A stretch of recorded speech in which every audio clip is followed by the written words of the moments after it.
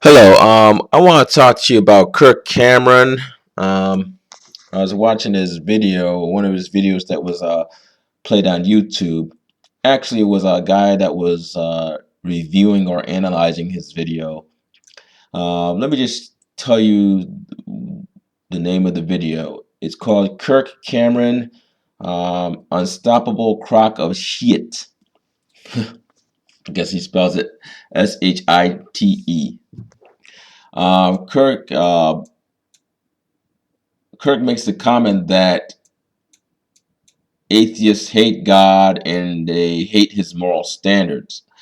Well, first thing, both if atheists hate the God that you depict, and they don't believe that your God is true.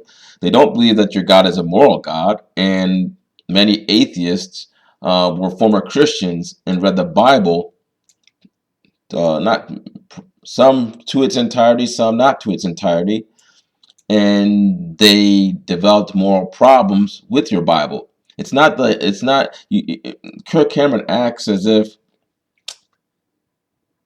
every atheist uh, was approached the Bible in the sense that they were going to try to find things wrong with the Bible, as opposed to sincerely finding things wrong in the Bible.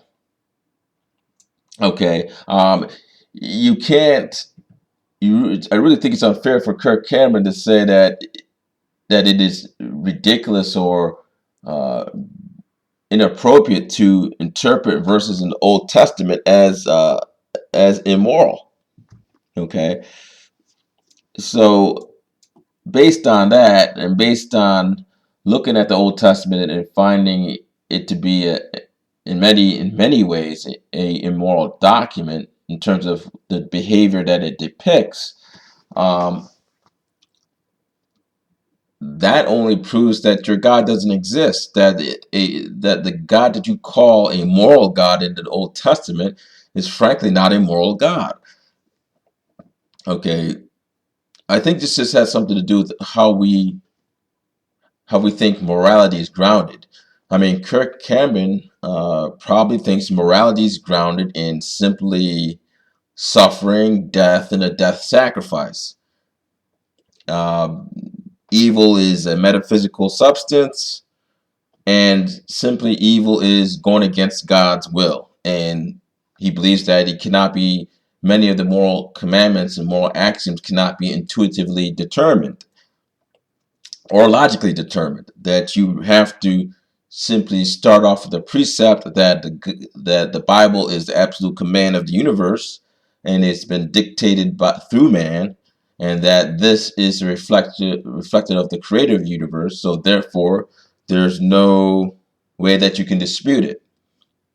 Uh, when you start with that precept, even things that you believe are intuitively immoral or logically immoral, and I would say logically and intuitively immoral, you must find ways in the real world to match or try to counteract that. You have to find ways to fit some of the most counterintuitive and in many ways illogical um, uh, moral precepts that in common reality you would call immoral. You have to find some way to work backwards. You have to start with the general precept that you may find, I mean, counterintuitively and logically immoral. You have to find a way to reshape your thinking to make sure that your reality in this world maps or matches or supports that precept.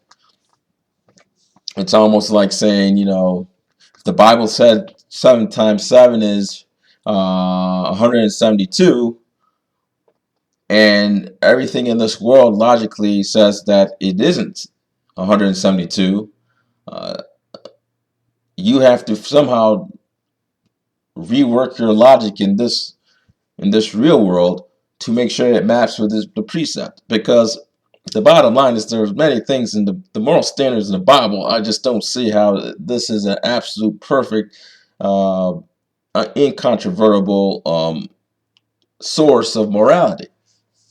So you know, we don't believe in your moral standards. We don't believe the Bible has absolute moral standards. Yet, sure, it has some moral axioms that are valid, but we don't. We may agree with the axioms, but we don't agree with how philosophically you came up with these axioms. Um, so let's just get back to the last point that Kirk Cameron also says that atheists hate God, or even as non-Christians hate the God of the Old Testament and New Testament.